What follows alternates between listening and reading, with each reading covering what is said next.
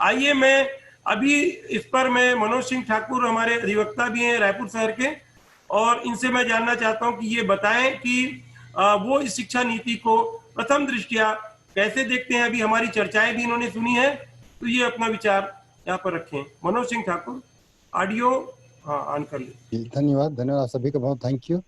Basically मैंने तो बहुत अच्छे इसमें स्टडी नहीं किया हुआ है, लेकिन आप लोगों की चर्चाएं से जो प्रतीत होता है इस पर मैंने बात करना चाहूँगा। बेसिकली नीति बनानी अलग बात थी और नीति का परिवर्तन हो जाना कार्य में ये अलग बात होती है। सरकार ने जो नीतियाँ बनाई हैं, कुछ बातें तो बहुत अच्छी लग रही हैं कि जो शिक्षक गाँवों से भी 10+2 वालों से लेकर के आंगनबाड़ी में भी एजुकेशन के लिए उनको ट्रेनिंग दिया जाएगा। और कुछ लास्ट में उसने ये भी कहा है कि कुछ स्कूलें जो होती हैं वो सेवा के साथ साथ कुछ ज़्यादा वसूली भी करती है। इस तरीके से प्रत्यक्ष उनकी बातें आई हैं। तो बेसिकली और बहुत सारी चीज़ों को जोड़ा घटाया गया है। मैं पूरी तरह से आरपी सिंह साहब की बातों को मैं विचार करके इस बात को मानता हूँ कि नीति बनाना अलग बात है, नीति का कार्य में परिवर्तन होना अलग बात होती है। तो बहुत सारे अभी बाधाएं आएंगी, बहुत सारी दिक्कतें आएंगी और बहुत सारी इसमें परिवर्तन करने की संभावना हो सकती है, ऐसा मेरा मानना है।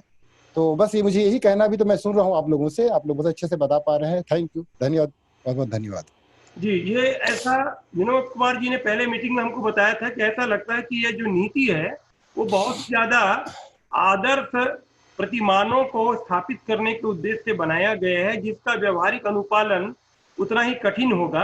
ऐसा उनका पिछली मीटिंग में उन्होंने अपने एक विचार रखे थे। और उसी बात को मनोज सिंह ठाकुर ने भी बताया कि नीतियां अपने हिसाब से बहुत अच्छी लग रही हैं देखने, सुनने, समझने में, लेकिन कुछ जो आरोप भी इतने साल से निजी शिक्षण क्षेत्र के लोग जो कार्य कर रहे हैं उस पर एक संकेत में किया गया है कि फॉर प्रॉफिट स्कूल, वो जरूर मन को, भावनाओं को, सबके निजी शिक्षण क्षेत्र में कार्य करने वाले लोगों के मन को आहत करने वाली, ठेस पहुंचाने वाली है। और इस पर जो अपेक्षाएं की गई है, इस पे एक बात और बोलना चाहूंगा मैं।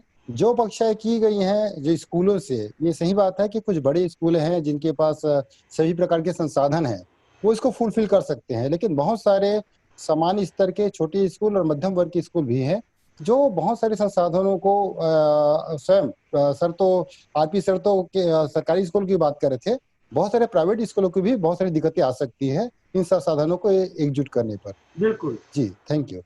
बिल्कुल। ये जो जिस तरीके से बहुत सारी स्कूल, पाठशाला और कर्मशाला, इसको जो समेकित किया गया है, एक साथ जोड़ दिया गया है, इसलिए इसके लिए बहुत बड़ी जगह की, बहुत सारे क्लासरूम्स की और बहुत सारे प्रशिक्षित शिक्षकों के साथ साथ ऐसे विषय विशेषज्ञों की भी आवश्यकता होगी, चाहे वो कला के क्षेत्र से जुड़े हों, तकनीकी के जानकार हों या खेल के हों।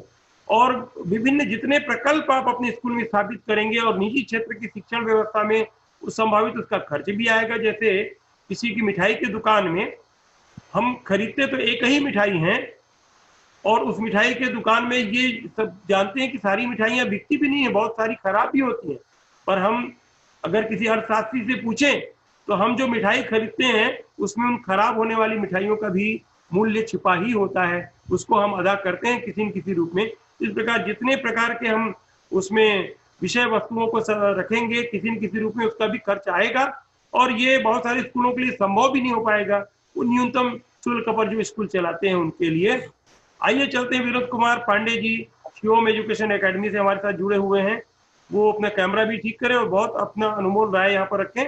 बताएं कि आपको ये शिक्षा नीति में, आपने पिछले बैठक परिचर्चा में भाग लिया था और इस परिचर्चा में भी आप शामिल हैं, क्या चीजें और देखने को और मिल रही हैं? जो सिंह साहब आपके पास लौट कर आ सकते हैं, आरपी सिंह साहब आपके पास लौट कर आ सकते हैं, थोड़ा बने रहिए जी। चलिए ओके ओके जी, आप सभी को बहुत बहुत नमस्कार जी। ये शिक्षा नीति में मैं जैसे पिछले बार भी बोला था कि ECE जो अर्ली चाइल्डहुड केयर है वो बहुत अच्छा है कि उसमें थोड़ा एम्फेसिस हम लोग कर रहे हैं, सरकार करने जा रही है, तो उसका एक अच्छा जो क्यूरिकुलम है, मतलब ढांचा है, वो तैयार होगा। साथ ही साथ इसमें जो मिडिल में जो वोकेशनल को ऐड किया गया है वो बहुत अच्छा है, क्योंकि जो मिडिल है वहां पे जो बच्चों का जो क्रिटिकल थिंकिंग है और कहा जाए उनमें जो स्किल का डेवलपमेंट है वो मिडिल से हो, अभी मेरे ख्याल से सीबीएसई ने तो सर्कुलर इसी साल से जारी कर दिया था कि आप कुछ कोर्सेज को अपने यहाँ लागू कीजिए, लेकिन जब ये सारे स्कूलों में होने लगेगा, हालांकि ये भी बात सही है कि वो उतने संसाधन जुटा पाना बड़ा कठिन है, लेकिन मुझे लगता है कि किसी चीज की अगर शुरुआत हो तो शुरुआत अगर किया जा रहा है तो अच्छी बात है, क्योंकि अगर मैं मतलब इसी तर्ज पे मैं एक किताब पढ़ा, द ब्यूटीफुल ट्री। वो ब्यूटीफुल ट्री एक बुक है जिसको डॉक्टर धर्मपाल जी ने लिखा था। तो उस बुक को मैंने पढ़ा तो 18-19 सेंचुरी में अपने ही भारत में, जब मुगल काल था, अंग्रेजों के पहले की बात बताऊं, मतलब 17 के पहले की बात बताऊं, तो उस समय भी करीबन 18 कोर्सेज चलते थे और उसका स्टडी हमारे यहाँ के बच्चे जो हैं 6 साल 8 साल से लेकर 14 साल 15 साल तक करते थे। तो उसमें अधिकतर जो मतलब जो अधिकतर सब्जेक्ट्स थे वो स्किल वाले ही सब्जेक्ट रहते, जैसे मेटलर्जी रहता था, या मतलब आयुर्वेद रहता था, खगोल शास्त्र रहता था, मतलब बर्तन कैसे बनाना है ये रहता था। तो कहीं ना कहीं कोशिश ये हो रही है कि जो अभी सरकार जो कौशल विकास योजना चला रही है उसको सोच रही है कि कहीं हम प्रारंभिक शिक्षा में ही लागू कर दें, कि जिससे कि बच्चे जो है वहां से उसको पकड़े, क्योंकि आजकल तो बस एक ही दो चीज पेरेंट्स के मन में आता है कि हमारा बच्चा है तो डॉक्टर बन जाए, या तो इंजीनियर बन जाए, या तो आईएएस बन जाए, मतलब साहब ही बने बड़ा, लेकिन उसमें स्किल हो या ना हो। और ये हम कई बार मतलब एक्सपीरियंस के तौर पे भी देखते हैं कि कोई कलेक्टर बन गया, कोई डॉक्टर बन गया, कोई इंजीनियर बन गया, लेकिन उसके बाद भी उसमें कहीं ना कहीं स्किल की कमी होती है। तो वो जो एक स्किल की जो एक प्रेरणा है, मतलब एक स्किल की जो एक लेसन है, वो कहीं ना कहीं प्रारंभिक शिक्षा से मिलेगी, बहुत अच्छा है। और तीसरी बात जो बहुत महत्वपूर्ण है कि जो ये हाई स्कूल से लेके हायर सेकेंडरी तक, मतलब जो 4 है, the last part of the school education, इसमें इन्होंने जो फॉरेन लैंग्वेज का जो एक पार्ट रखा है कि एक फॉरेन लैंग्वेज भी बच्चे अगर सीखें तो ये बहुत बढ़िया है, क्योंकि जब बच्चे कहीं बाहर पढ़ने जाते हैं तो वो जो समय खराब करते हैं वो 1 साल 1.5 साल 2 साल, क्योंकि वहां आप ये देखें कि फॉरेन में अगर आप जाएंगे तो आपको ये आवश्यक रहता है कि अगर आप जर्मनी गए तो जर्मन आपको सीखना पड़ेगा, या आप पोर्टुगीज गए तो आपको पुर्तगाल सीखना पड़ेगा। तो वो कहीं ना कहीं बच्चों को, फ्रांस गए तो फ्रेंच सीखना पड़ेगा। तो कहीं ना कहीं ये ऐसा है कि बच्चों को लैंग्वेज भी डेवलप करने को एक प्लेटफॉर्म मिलेगा। और सबसे महत्वपूर्ण बात मुझे एक चीज समझ में नहीं आई, मैं आप लोगों से प्रश्न करना चाह रहा हूं कि जो इन्होंने ये बोला कि प्रारंभिक शिक्षा मतलब जो ये प्री प्राइमरी से लेके जो क्लास 5 तक बोल रहे हैं कि मातृभाषा में पढ़ाई होगी या क्षेत्रीय भाषा में पढ़ाई होगी, तो क्या प्राइवेट स्कूल इंग्लिश मीडियम को छोड़ के, क्या सरकारी स्कूल और प्राइवेट स्कूल, चाहे वो कितने भी बड़े हों, चाहे वो कितने भी छोटे हों, या सरकारी स्कूल में भी बड़े छोटे होते हैं, क्योंकि कई सरकारी स्कूल हम देखते हैं जो क्रमांक जैसे मतलब अभी इंग्लिश मीडियम भी खोल दिए, या डिस्ट्रिक्ट में कोई बहुत अच्छा स्कूल एक होता है जो सरकारी स्कूल होता है, वहां के बच्चे बहुत मेधावी होते हैं। तो मैं ये जानना चाह रहा हूँ, क्या सभी स्कूलों में क्या मातृभाषा में ही अगर पढ़ाई होगी, English as one of the subject होगा? अगर ऐसा है तो बहुत अच्छा है, और अगर ऐसा नहीं है तो मुझे ये मानना पड़ेगा कि अभी भी हम गुलामी में ही जी रहे हैं, क्योंकि इंडियन एजुकेशन एक्ट से लेके अभी तक में जितने भी संशोधन हुए हैं, तो मेरे ख्याल से अगर होगा तो ये रेवोल्यूशनरी, मतलब मेरे ख्याल से ये रेवोल्यूशनरी चेंज होगा अपने देश के लिए, चाहे उसकी कीमत किसी को कुछ भी चुकानी पड़े, क्योंकि कभी भी कोई चेंज होता है तो उसकी कीमत हम सभी को चुकानी पड़ती है, ये सबको मालूम है। आज कोरोना है तो हम सबको चुकानी पड़ रही है, तो कोई भी अगर चेंज होता है तो उसकी कीमत चुकानी पड़ती है, लेकिन जो देश हित में है, जो राष्ट्र हित में है, अगर वैसा कुछ होता है तो मतलब हम सब तैयार हैं। तो आप लोगों से प्रश्न रख रहा हूं, क्या वास्तव में मातृभाषा में पढ़ाई होगी, English as one of the subject होगा? सर यहाँ मेरा एक प्रश्न है सर, मेरा एक प्रश्न है यहाँ पर, वीडियो ऑन करें। हाँ, मेरा यहाँ एक प्रश्न है सर। आपने बताया ना कि लोकल लैंग्वेज में, पर यहाँ एक दिक्कत जो प्रैक्टिकली आ सकती है वो ये है कि कई गवर्नमेंट जो एम्प्लॉइज रहते हैं वो बार बार उनका स्थानांतरण होता रहता है, ट्रांसफर होता रहता है, वो कैसे मैनेज करेंगे? सपोज कोई गुजरात में पढ़ रहा है गुजराती में, तो उसका अगर तमिलनाडु में हो गया तो तमिल में पढ़ेंगे। ये बहुत बड़ा विषय है, बहुत बड़ा। जैसे अभी कुछ समय पहले किसने बताया ना कि कार्यान्वित करना अलग है, जो बनाना और उसको प्रैक्टिकली उसको एग्जीक्यूट करना, ये दो अलग बातें हैं। तो ये कैसे होगा? ये मेरे मन में सवाल आया है। कि अगर कोई विविधताओं से भरा हमारा देश है, और जब हम एक तरफ बैंक कर्मचारी हैं, ये रेलवे, तो इनके 3-3 साल में होती है प्रायः ट्रांसफर, वो कैसे मैनेज करेंगे? ये सही बात है कि एक प्रांत दूसरे प्रांत की जो मदर टंग है, मातृभाषा है, उसका विकल्प, और वो भी समग्रता से सभी विद्यालयों में। आज कोई भी निजी स्कूल भारत में अगर 80 या 100 प्रकार या 200 प्रकार की भाषाएं बोली जा रही हैं, या हमारे जिनको भाषा का दर्जा है, मुझे ये जानकारी नहीं अभी कि किस प्रकार की हमारी भाषाएं हैं रिकमेंडेड गवर्नमेंट के द्वारा, उन सबका विकल्प तो हम रख नहीं सकते। हिंदी और अंग्रेजी दो विषय उत्तर भारत में जो चलता है हमारा, या मध्य भारत में, उस पर भी जब हमारे यहाँ उड़ीसा के शिक्षक आ जाते हैं या केरला के शिक्षक आ जाते हैं, तो उसके जो उच्चारण संबंधी समस्या का सामना करना पड़ता है बच्चों को कि बोलना एग्जैक्टली क्या चाह रहे हैं। तो इस प्रकार से जो बहुभाषा का जब हमारा जोर होगा, उस बहुभाषा पे, बहुभाषा की जो समझ है, उसके उच्चारण से लेकर के उसकी वर्तनी लेखनी और उसके व्याकरण को लेकर के, ये बहुत ही बड़ा विषय है। आप सही करें, इसका अनुपालन सरकार कैसे अपने स्कूलों में और निजी स्कूलों में करा पाएगी? सर मेरे ख्याल से अभी भी चल ही रहा है, अभी भी तो जैसे कि केरल में मलयालम चलता है, या उड़ीसा के सारे स्कूलों में उड़िया मीडियम पर पढ़ाई होती है, अभी भी तो चल रहा है। हम छत्तीसगढ़ में बस नहीं पढ़ाते हैं, गुजरात में जैसे गुजराती कंपलसरी होता है, तो मेरे ख्याल से अभी भी चल रहा है ये जो लोकल लैंग्वेज है वो। नहीं, मैडम का ये कहना था कि जब केंद्रीय सरकार के जो कर्मचारी हैं वो स्थानांतरण से एक राज्य से दूसरे राज्य जाते हैं, तब उनके बच्चे जो एक स्थानीय भाषा में अगर उन्होंने लिया हो, तो उसका फिर से वो टंग बदल जाएगा। लेकिन पूरा व्याकरण पूरा सब कुछ पढ़ना। अभी क्या है तिवारी मैडम, अभी क्या हो रहा है कि वो जो ट्रांसफरेबल वाले हैं ना, वो प्रेफर करते हैं कि ऐसे स्कूल में एडमिशन किया जाए जहां पर वो ट्रांसफर होने की प्रॉब्लम ना हो, तो वो विकल्प चल रहे हैं, वो विकल्प अवेलेबल है, राइट? तो वो सोचते हैं कि हम गुजराती मीडियम में न जाएं, चलो हम इंग्लिश मीडियम में जाएं, ताकि हमारा ट्रांसफर होगा तो हमें कोई प्रॉब्लम नहीं होगा। और अगर ये कंपल्सरी हो जाएगा, अगर ये कंपल्सरी हो जाएगा तो फिर मुश्किल जाएगी। तीन भाषा फार्मूला, 3 भाषा का फार्मूला है। देखिए, 3 भाषा का फार्मूला है। एक कह रहे हैं मातृभाषा, और एक नेशनल लैंग्वेज हिंदी को लेना ही होगा लगभग, एक विदेशी भाषा। अब इसमें कह रहे हैं कि त्रिभाषा में संस्कृत को भी हम इम्पावर्ड करके रखेंगे।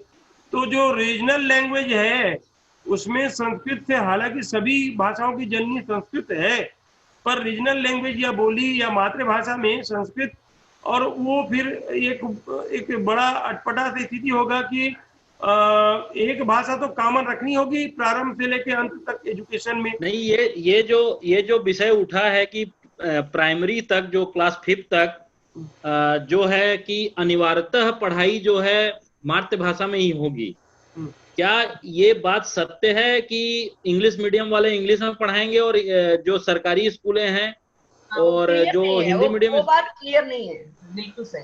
क्योंकि अभी कुछ दिन पहले, अभी 1-2 दिन पहले मोदी जी का, प्रधानमंत्री साहब का आया था, तो बोले नहीं ये बात तो बिल्कुल सही है कि ये हिंदी मीडियम में, मतलब क्या बोलते हैं कि मदर टंग में ही होगा। अभी ये तो पॉलिसी है, पॉलिसी के अनुपालन के लिए नियम बनाए जाते हैं केंद्र सरकार राज्य के द्वारा। यह है पॉलिसी, होता है मूलतः सिद्धांत। अभी जो हमारे हाथ में जो सिद्धांत अभी जो हमने देखा, उसके कुछ बिंदुओं को हमने देखा समग्र रूप से, तो अगर लें तो उसकी चर्चाएं तो बहुत लंबी होती जाएंगी। ये उसमें होता है कि हमारा आशय क्या है, हमको आउटपुट क्या चाहिए और क्या करना है, क्यों हम लोग को वैसे चाहिए ना, जैसे तिवारी मैडम ने बोला था कि एक एक पॉइंट को उठा के उसको मतलब एलोबरेट करके अगर अपन स्टडी करें तो ज्यादा अच्छा रहेगा। परिचर्चा समूह में जरूर आप लोग अपने पॉइंट दे दें, ताकि सब लोग उस पर तैयारी करके उस पर बात करें। आप स्वयं वो बिंदु निर्धारित करेंगे जिस पर हम लोग चर्चा करेंगे, और समय भी मेरा यही निवेदन होगा कि वो जो हमारा परिचर्चा समूह बना हुआ है, उस पर परिचर्चा के केंद्र में क्या रखना है और परिचर्चा कब रखी जाए, समय और दिन, वो एक बार डिस्कस करके उसमें सेट कर लेंगे। मैं आरपी सिंह साहब से बात करना चाहूंगा कि ये जो भाषागत जो संशय बनी हुई है, उस पर उनका चिंतन क्या कहता है, श्री आरपी सिंह साहब। ऑडियो ऑडियो ऑन कर लें सर, ऑडियो ऑन कर लें। हेलो। हाँ जी जी, आ रही है आवाज। देखिए, भाषा का ज्ञान कोई गलत नहीं है, भाषा का ज्ञान होना चाहिए, लेकिन आप ये मान के चलिए इंग्लिश मीडियम स्कूलों की लॉबी इतनी बड़ी है, जो कि योगेंद्र यादव जी ने बोला था कि ये असंभव है कि उनको इंग्लिश मीडियम स्कूल को ये खत्म करें भाषाओं से। ये खत्म होने का सवाल ही नहीं है। ठीक है, भाषाएं पढ़ाएंगे, भाषाएं हम पढ़ा सकते हैं। देखिए, मैंने नैनीताल का स्कूल देखा है, शिमला का स्कूल देखा है, मैंने दिल्ली के स्कूल देखे हैं, मैंने मिलिट्री स्कूल देखे हैं, मैंने कलकत्ता का स्कूल देखा है, बॉम्बे के स्कूल देखे हैं। वहां पर हर टीचर को हिंदी का जो टीचर है वो हिंदी पढ़ाता है, बाकी कोई दूसरा सब्जेक्ट जानता ही नहीं है। तो ये इतना परिवर्तन कैसे हो पाएगा इन स्कूलों में? हो ही नहीं सकता, बिल्कुल सही, हो ही नहीं सकता। आज हमारे यहाँ पर हिंदी और संस्कृत के टीचर को छोड़ के सभी इंग्लिश मीडियम वाले टीचर्स हैं, चाहे क्लास नर्सरी से ले लीजिए, क्लास 12 तक ले लीजिए। कैसे संभव हो सकेगा कि ये उनको हिंदी में पढ़ाएं? पहले इनकी बुक्स आने दीजिए, इनका करिकुलम आने दीजिए, इनका क्या कहते हैं, किस तरह से ये उसको करिकुलम को बनाते हैं, कैसे बुक्स बनाते हैं। जब अपन चर्चा करेंगे तो जब बहुत अच्छा होगा। मेरा यही कहना है ठाकुर साहब।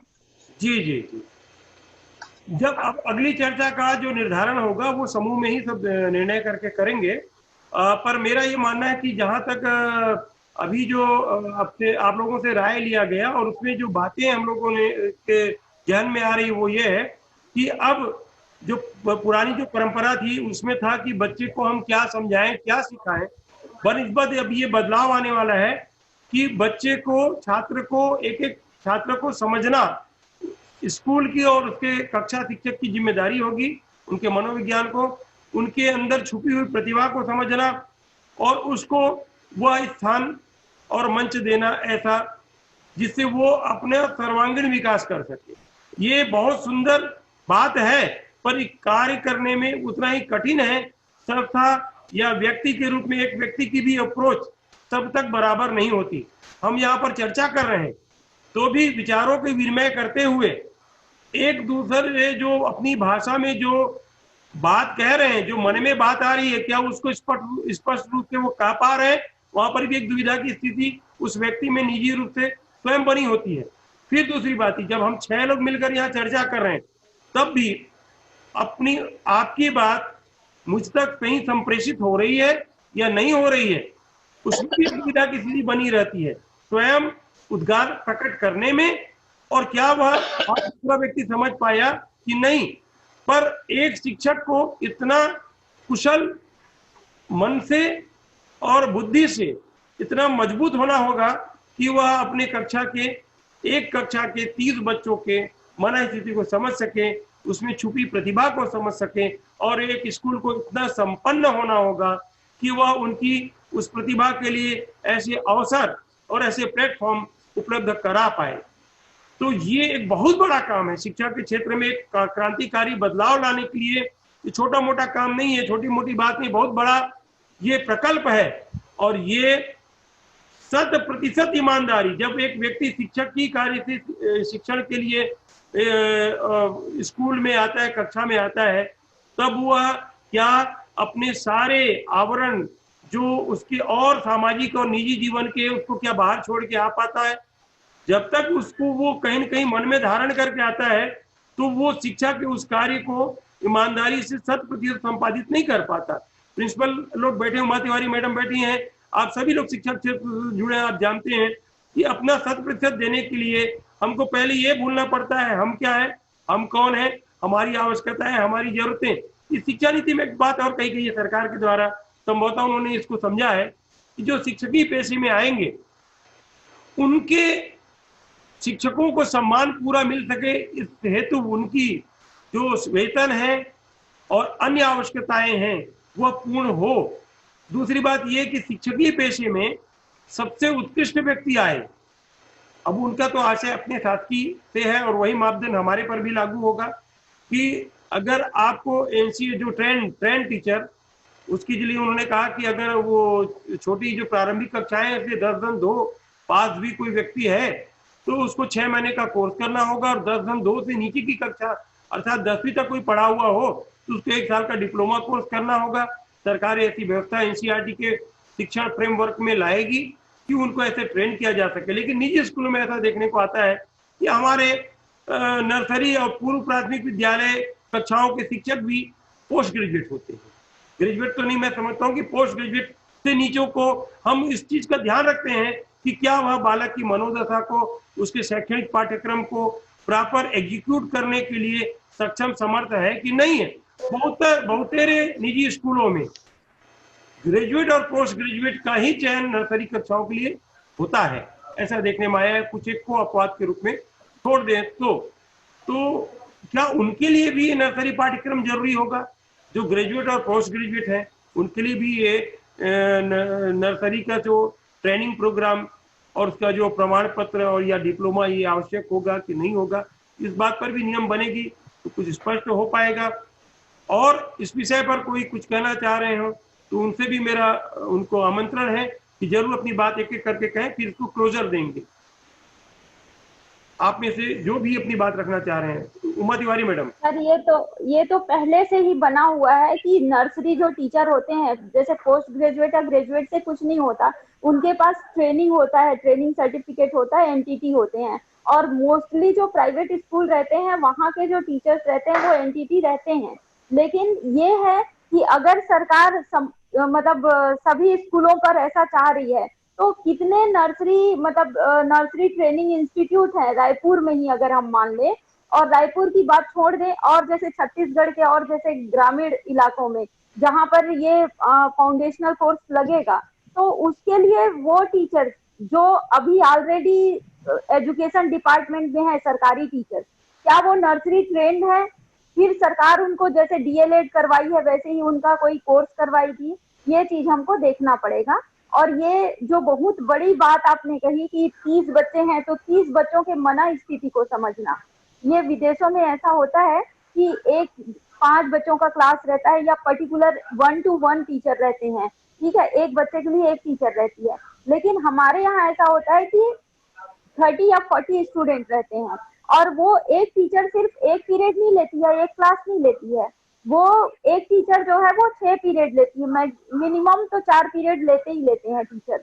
अब 4 बच्चों में अगर हम 30-30 का भी रेशियो रखते हैं तो 30 स्टूडेंट में भी कितने हो गए? 120 बच्चे हो गए। तो 120 बच्चों को रोज उसे समझना एक टीचर बहुत बड़ा काम हो जाएगा मेरे ख्याल से। हम इसको अगले मीटिंग पर या अगले परिचर्चा पर इसको रख सकते हैं, ऐसा।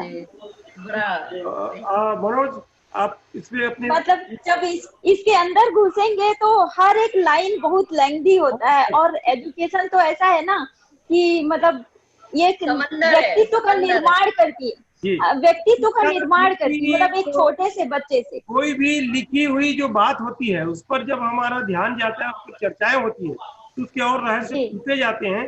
तो मुझे लगता है कि शिक्षा के क्षेत्र से जुड़े लोगों को ऐसी परिचर्चा तो करते रहनी चाहिए।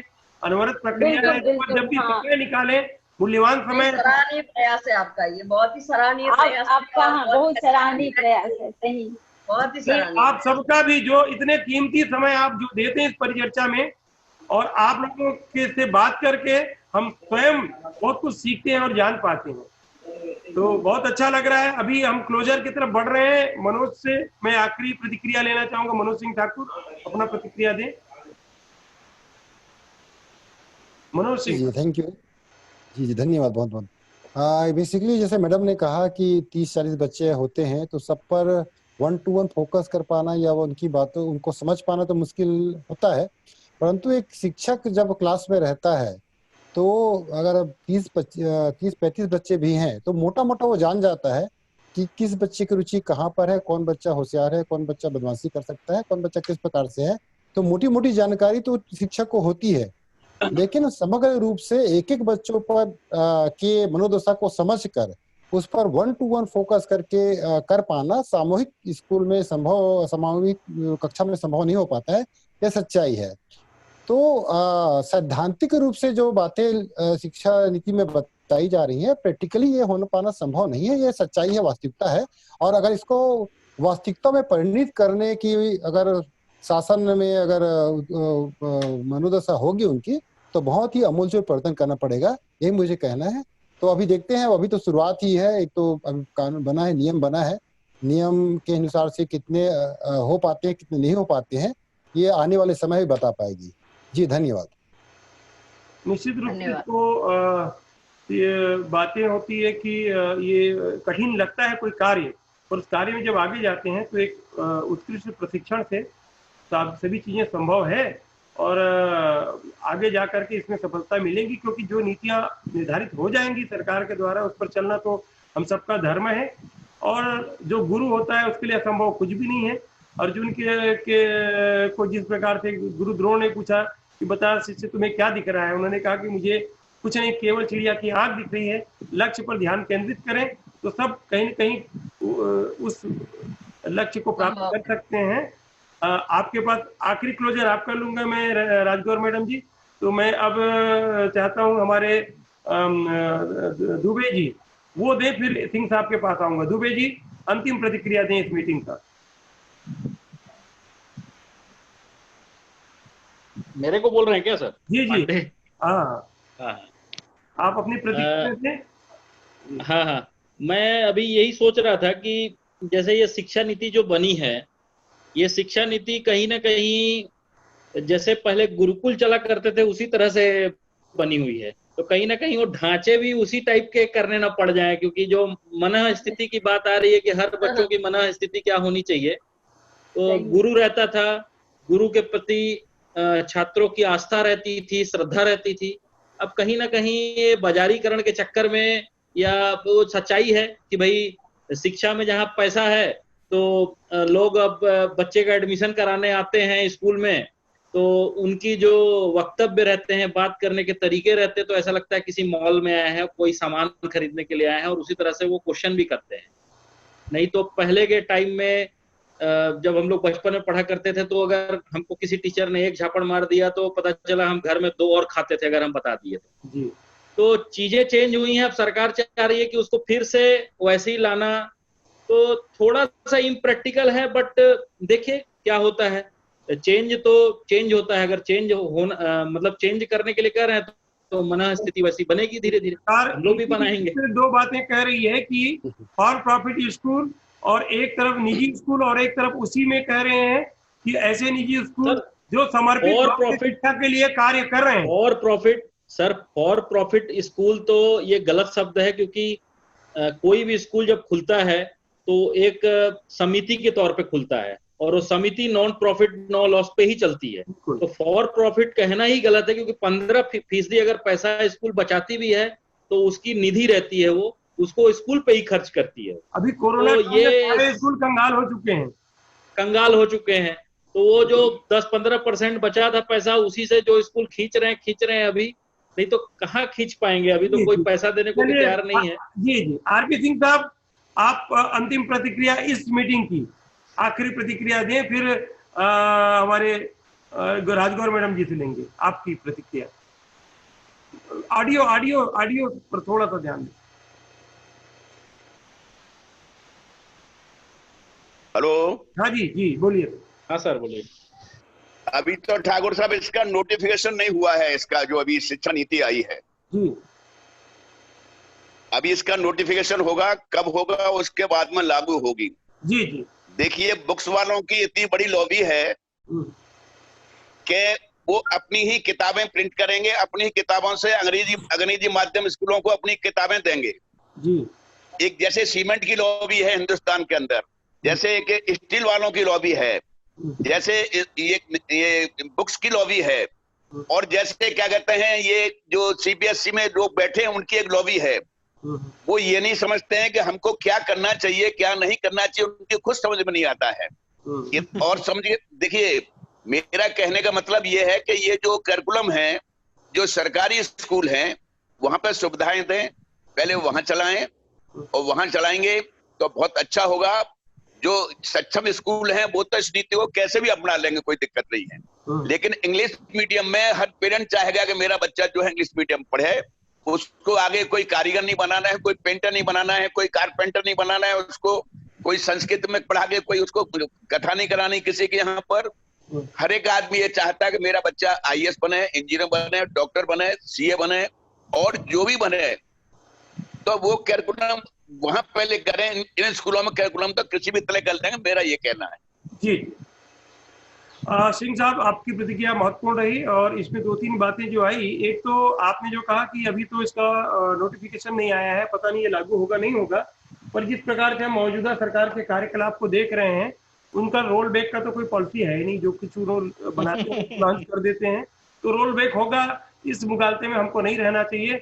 आपको एक बात और कहना चाह रहा हूँ कि हाँ, ये बात आपकी, इस बात का मैं समर्थन करता हूँ कि अंग्रेजी भाषा समाप्त नहीं की जा सकती, इसलिए नहीं कि अंग्रेजी भाषा से किसी को कोई समस्या है, बल्कि एक अंतर्राष्ट्रीय भाषा है और विदेशी भाषा में सर्वप्रथम सबसे अधिक जिसको हम समझ सकते हैं, जान सकते हैं, जिसको पढ़ करके बहुत सारे यूरोप कंट्रीज में हम घूम के आ सकते हैं या कार्य कर सकते हैं, वो अंग्रेजी भाषा है। तो अंग्रेजी भाषा की उपयोगिता तो बनी रहेगी वैश्विक स्तर पर भी और हमारे देश के लिए भी महत्वपूर्ण है। क्योंकि बहुभाषावाद में एक विदेशी भाषा, कुछ विदेशी भाषाओं को भी जानना जरूरी है, तो अंग्रेजी के साथ अन्य भाषाएं भी सिखाई जाएंगी, तो अंग्रेजी का उन्मूलन होगा, इस बात पर हमको परेशान होने की आवश्यकता भी नहीं है। एक बात आपने और कही कि संस्कृत की शिक्षा से लोगों को वितृष्णा है, क्योंकि वो अपने बच्चों को कथावाचक नहीं बनाना चाहते, और आप देख रहे हैं कि कथावाचकों की हमारे देश में कितनी अधिक मांग है, और कथावाचक ही हैं जो कई बार असभ्य होते लोगों को या समाज को दिशा दे रहे हैं। ये बात अलग है कि कुछ तथाकथित कथावाचक स्वयं असभ्य हो रहे हैं। तो कथावाचक अगर अंग्रेजी जानते हैं और उच्च शिक्षा प्राप्त हैं, हम ऋषिकेश और कभी हरिद्वार जाएं तो कितने उद्योगपति, कितने इंजीनियर और कितने साइंटिस्ट जो हैं वो भगवा धारण करके त्रिपुण लगा के माला जपते गंगा जी के किनारे मिल जाते हैं। तो ये एक अलग चीज है। लेकिन सामान्य और सांसारिक जीवन में रहते हुए भी कोई व्यक्ति आध्यात्मिक दृष्टि से बहुत उच्च होता है, तो वो एक ऐसा व्यक्ति बनता है जिससे समाज के किसी भी वर्ग को कोई नुकसान नहीं होता और वह सबके लिए कल्याणकारी उसका व्यक्तित्व होता है। उसके ज्ञान, उसकी प्रतिभा और उसके सामर्थ्य का सबको लाभ मिलता है, केवल वो बैठ करके कथा या प्रवचन नहीं करता। तो ये धारणा ये बदलनी यही चाहिए कि कहीं कहीं हम अपनी संस्कृति का अवमूल्यन करते हैं, कुछ कुछ बातें हम ऐसी अनजाने में भी कह देते हैं जिससे हम नहीं समझ रहे हैं कि हम क्या कर रहे हैं।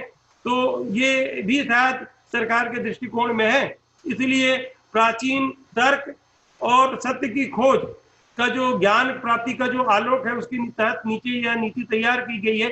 ऐसी संस्था सरकार ने अपनी मंशा प्रथम उद्देश्य में ही जाहिर कर दी थी। आइए अब आज की मीटिंग का सबसे महत्वपूर्ण बिंदु जानते हैं राजगौर मैडम जी से। आप बताएं मैडम कि आप इस मीटिंग का क्लोजर अब दें। सबसे पहले तो मैं आप सबको सही में अभिनंदन देती हूँ, बहुत ही अच्छा आपने प्लेटफॉर्म लिया है। और हम सब देखिए, सबसे अच्छी बात बताऊं आपको, अगर ये नेशनल एजुकेशन पॉलिसी अगर नहीं आती तो चर्चा परिचर्चा भी नहीं होती। जी 34 इयर्स हो गए हैं शायद, आई थिंक 34 इयर्स के बाद ये चेंज आया है, नई शिक्षा नीति आई है। तो कहीं ना कहीं ये बहुत जरूरी भी है। आज पूरे इंडिया में शिक्षा नीति पर चर्चाएं हो रही है, तो एक ऐसे लग रहा है, जो मुझे जो फील हो रहा है, मैं आपको मेरी फीलिंग बता रही हूँ, कहीं ना कहीं एक जान आई है, एक शिक्षा को एक इम्पोर्टेंस मिली है, लोग सब सोचने लग गए हैं। ठीक है, अब वो शिक्षा नीति कितनी एग्जीक्यूट होगी नहीं होगी वो सब है, पहलू तो बहुत सारे हैं। देखिए चेंज तो जैसे सर ने बताया कि चेंज इतना आसान नहीं है एक्सेप्ट करना, तो शुरू में तो समस्याओं का तो सामना करना ही पड़ेगा। लेकिन क्यों ना हम हमारे मन को और हमारे लॉजिक को पॉजिटिव रखें कि शायद कुछ बहुत अच्छा हो जाए और बहुत अच्छा परिवर्तन आए। और देखिए शिक्षा नीति का सबसे इम्पोर्टेंट पर्पस होता है कि एक अच्छे नागरिक का होना बहुत जरूरी है। तो कहीं ना कहीं हम जो ये 5+3+3+2 का जो है, तो मुझे लग रहा है 4 का, तो ये एक स्टेप्स है। हो सकता है हमें बहुत ही अच्छे नागरिक मिले। और इसी में आप सबने बहुत धन्यवाद किया, इसके लिए मैं बहुत आभारी हूँ। देखिए मैम कि हम ये जो हमारी जो चर्चाएं होती है और इस पर निजी क्षेत्रों को भी कई तरीके से, कई बार केवल हम आलोचना के पात्र होते हैं और निजी शिक्षण से जुड़े हुए लोग देश के निर्माण के लिए भी अपनी भूमिका के लिए सतर्क हैं, जागरूक हैं और अपनी चर्चाओं के माध्यम से सबको ये हम ये जाहिर करना चाहते हैं कि देश के निर्माण में हमारी भी जो भूमिका है उसको आप नजरअंदाज ना करें। और इसलिए ये जो परिचर्चाएं हैं सरकार और उसके जो हमारे जो प्रशासन है वो वहां तक पहुंचता ही है, उनको भी यह जानकारी होती है कि कौन लोग हैं जो इन विषयों पे सकारात्मक दृष्टिकोण रखते हैं और शिक्षा और ज्ञान की अभिवृद्धि में सतत प्रयत्नशील हैं। उमा तिवारी मैडम, अब आप अपनी क्लोजर देंगे कि इसको समापन किया जाए, बताएं। जी सर, बोल तो दी, प्रतिमा मैम बोल दी। आपने एक बहुत अच्छी बात कही कि जो भी हमारे आसपास के लोग हैं, जैसे प्रतिमा मैम ने कहा कि हम इतने सालों से इस क्षेत्र पर काम कर रहे हैं, लेकिन आज ऐसे लग रहा है कि हाँ, हम इस पर बोल सकते हैं और एक अपना विभाग बना। पहले भी शिक्षा मंत्री तो होते थे, लेकिन शिक्षा विभाग नहीं होता, तो ये एचआरडी मिनिस्ट्री का नाम बदल करके शिक्षा विभाग रख दिए। मतलब शिक्षा जो बहुत जरूरी है बच्चों के लिए, मतलब बच्चों के लिए नहीं, पूरे समाज के लिए कहना चाहिए, तो उसके लिए एक विभाग का निर्माण होना ही सुखद है। और उसके बारे में हम बात कर रहे हैं या ऐसे मिल रहे हैं, ये भी एक अपने अस्तित्व को उभारता है और उसको उपस्थिति का एहसास देता है। उत्कृष्ट शिक्षा देने वाले निजी शिक्षण संस्थान के लोग एक मंच पर आकर के आपसी विचार विमर्श नहीं करते थे, और करते थे तो किसी को बाहर पता नहीं होती थी और उन बातों का उतना कवरेज नहीं होता था। लेकिन इस मंच के माध्यम से आपकी, हमारी, सबकी मन की बातें और तथ्य की बातें, जो फैक्ट है, जो सत्य है, उस पर हम समय समय पर मिलकर के ऐसी जाहिर करते रहेंगे। हम और एक जो आम समझ है शिक्षा नीति पर, वो लोगों तक पहुंचेगा कि हम जब एजुकेशन में जो बैठे हुए हैं, वो अगर इस चीज में संशय व्यक्त कर रहे हैं या जो हम सोच रहे हैं, तो जो पालक गण हैं, जो आम लोग हैं, उन लोगों के मन में तो बहुत सारी बातें होंगी जो नहीं समझते, उसको उसके बारे में डिस्कस ही नहीं करते। तो आपने एक अच्छा उपक्रम भी बनाया है, एक प्लेटफॉर्म अच्छा बनाया है कि हम सब मिल करके उस पर बात कर पा रहे हैं। इसको सार्थक करें, जानना जरूरी है। इस चैनल में इसको हम अपलोड करते हैं यूट्यूब पर, जानना जरूरी है। तो वो चीजें, नई चीजें आती हैं जो प्रायोगिक रूप से आ रही है या जो चीजें घट रही हैं और वो उनका इम्प्लीमेंटेशन सही हुआ कि नहीं हुआ, बहुत सी जारी है चीजें हैं जो जीवन में, जिसके संदर्भ में हमको हमेशा जानना जरूरी होता है। उसी को मद्देनजर हम सब यहाँ पर बैठ करके चर्चा कर रहे हैं और ये चीजें संरक्षित हो जाती हैं जो आप और हम बातचीत करते हैं। तो आप सब लोगों ने बहुत ही कीमती समय दिया, बहुत ही महत्वपूर्ण बातें कही। अगली मीटिंग के लिए परिचर्चा का बिंदु आप सभी मिलकर तय करें और फिर हम मिलेंगे जब जो समय निर्धारित होगा। और तब तक आप सबका बहुत बहुत धन्यवाद। धन्यवाद। जय हिंद।